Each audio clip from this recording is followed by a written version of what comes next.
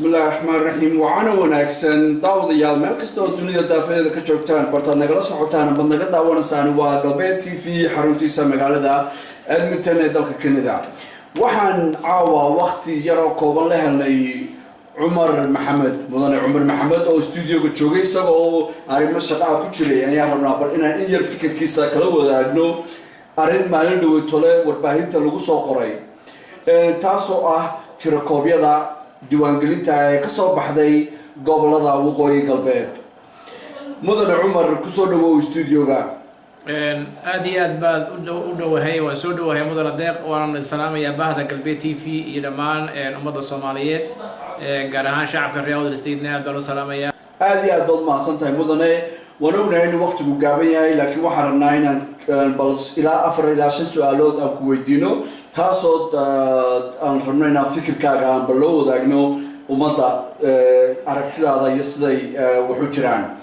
mudane Umar su'aasha koowaad aan ku weydiinayno waxa weeyaan tirakoob laga soo saaray gobolada waqooyiga sideed u aragtaa bismillaahir rahmaanir rahiim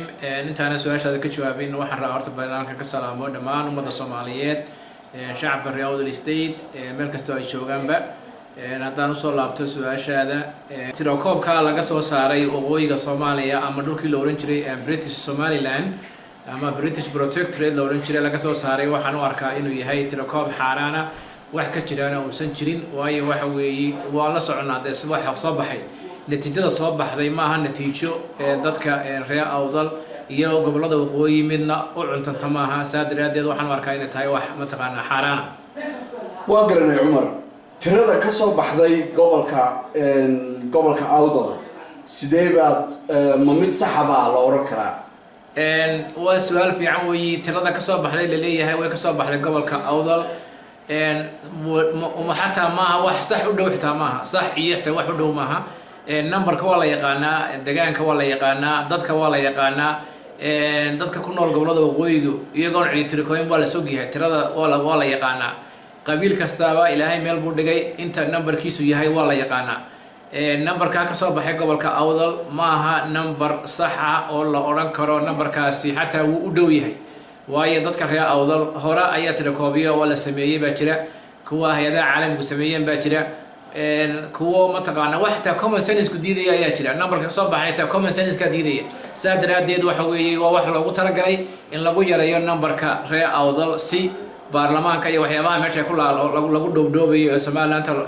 loo baxay in lagu yareeyo la doonayaa tisee loo yareey karaa Umar waayo dadku way diiwaan geliyaan qof kasta number iyo registration card ayuu haystaa miyaana markaa dadkani tiradoodu ayna iyagu garanayn amba iyagu ogeyn mid sax ah ay jirin waa la ogyahay numberkaasi number sax ah inuu yahay waa la ogyahay shacabka reer Awdal way ka dheergsan yihiin hore waxaan la soconaa in yar la oran jiray Allah u naxariistay oo dhalay Bashiir Faarax Kaahiye lagu dilay magaalada Arabsiyo sababta loo dilay waxay ahayd wuxuu hayay xogta maxaan ku dhahay kombiyuutarada ama daatadii ku jirtay kombiyuutaradaas laga soo ururiyay gobolada waqooyi laga ururiyay buu hayay yarkaas sababta loo dilay waxay ahayd in la bedelo oo mataqaana si daatadaasi looga saaro meesha daata cusub loo geliyo ayaa la doonayay waana sidii u dhacday shacabka reer Awdal maanta ku baraarugeen arrintaasi oo in badan ka hadalnay oo saxaafadda u soo bandhignay sababta yarkaasi loo dilay inay tahay mataqaana in daatada la bedelo tina maanta dhacday reer Awdal maanta ogaadeen sababta yarka loo dilay Allah u naxariisto iyo numberkoogu maanta halku taagan yahay hadii ku baraarugeen waxa leeyahay numberkaasi total in la qaadaco weey shacabka reer Awdal inay qaadacaan ba looga rabaa inay qaataan kaashaasi mataqaana dhawaan la keeni doono dhawaan ayaa la keeni doonaa kaararka dadkiis diiwaan galiyay markaas dadka gobolka jooga ama dadkiis wada diiwaan galiyay miyuna helin kaararka markaas qof kastaba kulay arrinta waxay cadaan doontaa marka la keeno kaarashaasi la keeno marka qofka kaarkiisa la siiyo de malaayiin qof soo hadhi doona oo bila kaara macnaha in meesha daato laga saaray waxa weeye daahli daacadimahooda dadka reer Awdal daacad ahaayeen si daacad ay mataqaana isku diiwaan galiyeen laakiin tuug baa heshay oo hawshin ka shaqaysay oo ka saartay kaarashi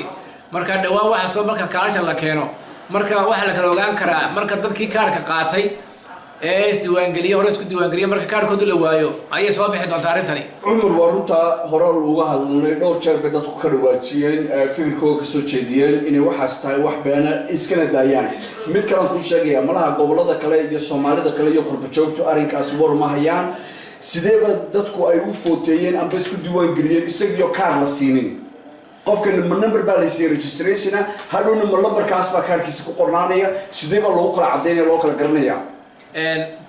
dadka markii la registration registration baa loo sameeyay card baa la siiyay mataqaanaa diiwaan gelina laakiin kaarka lagu codeynayo ee lagu footeyn doono hadda la skeeni doonaa marka dhawaan marka kaarka footeynta dadka la siin doono ayaa waxa soo bixi doona